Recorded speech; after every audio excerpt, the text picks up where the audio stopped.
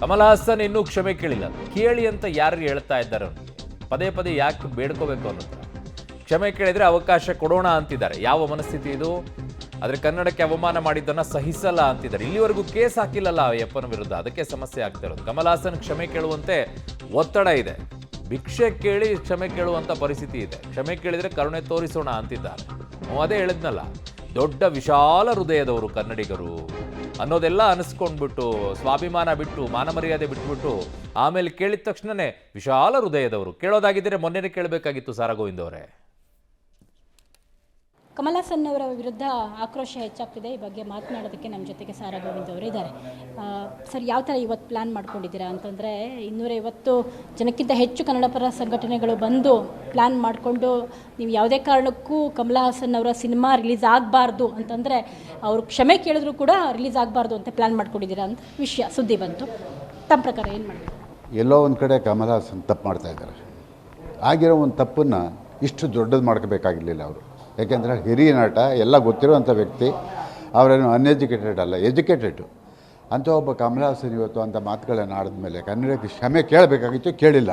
ನೋಡೋಣ, ಇವತ್ತು ನಾವು ಅಂತಿಮವಾದಂಥ ತೀರ್ಮಾನವನ್ನು ತಗೊಳ್ಳಬೇಕಾಗಿದೆ.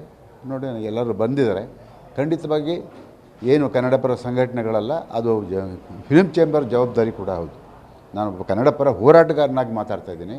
ನಾವು ಯಾವುದೇ ಕಾರಣದಲ್ಲೂ ಕಮಲ್ ಹಾಸನ್ ಕ್ಷಮೆ ಕೇಳದೇ ಇದ್ದರೆ ಅವ್ರ ಚಿತ್ರಗಳನ್ನ ಬಿಡುಗಡೆ ಮಾಡೋದಕ್ಕೆ ಖಂಡಿತ ಬಿಡೋದಿಲ್ಲ. ಮುಂದಿನ ದಿನಗಳಲ್ಲಿ ಹೋಗ್ಬೋದು.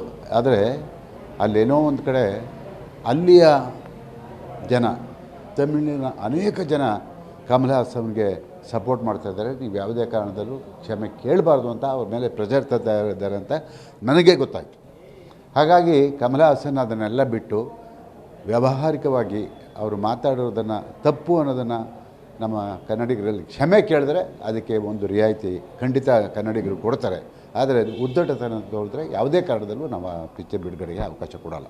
ಕ್ಷಮೆ ಕೇಳಿದ್ರೆ ಸೊಕ್ಕು ಅಷ್ಟೊಂದಿದೆ ಅವರಿಗೆ, ಅದನ್ನು ಕ್ಷಮಿಸ್ಬಿಡ್ಬೇಕು ಅಷ್ಟು ಈಸಿಯಾಗಿ ಅಂತ. ಅಲ್ಲ, ಈಗ ನೋಡಿ, ಯಾವುದೇ ವ್ಯಕ್ತಿ ಆಗಲಿ, ಈಗ ಒಂದು ಕ್ಷಮೆ ಅಂತ ಕೇಳಿದ ಮೇಲೆ ಅದಕ್ಕೆ ಕರ್ನಾಟಕದ ಕನ್ನಡಿಗರು ವಿಶಾಲ ಹೃದಯವಂತರು, ಅವ್ರಿಗೂ ಕೂಡ ಮನವರಿಕೆ ಆಗುತ್ತೆ. ಆವಾಗ ಖಂಡಿತವಾಗಿ ಅವರು ಬೇಷರತ್ತಾಗಿ ಕ್ಷಮೆ ಕೇಳಬೇಕು. ಏನೋ ನೆಪ ಹೇಳಿ ಮತ್ತೊಂದು ಹೇಳಿ ಅದಲ್ಲ, ಬೇಷರತ್ತಾಗಿ ಕನ್ನಡಿಗರಿಗೆ ಕ್ಷಮೆ ಕೇಳಿದ್ರೆ ಕನ್ನಡಿಗರು ಖಂಡಿತವಾಗಿ ಕ್ಷಮಿಸ್ತಾರೆ. ಅದರಲ್ಲಿ ಯಾವುದೇ ಎರಡು ಮಾತಿಲ್ಲ. ಅದಕ್ಕೀಗ ಸಭೆ ಕರೆದಿದ್ದಾರೆ. ಈ ಸಭೆ ಆದಮೇಲೆ ಮತ್ತೆ ಒಂದು 3 ಗಂಟೆಗೆ ಒಂದು ಸಭೆ ಇದೆ. ಎಲ್ಲ ಚಿತ್ರಮಂದಿರದವ್ರನ್ನ ಕರೆಸ್ತಾ ಇದ್ದಾರೆ.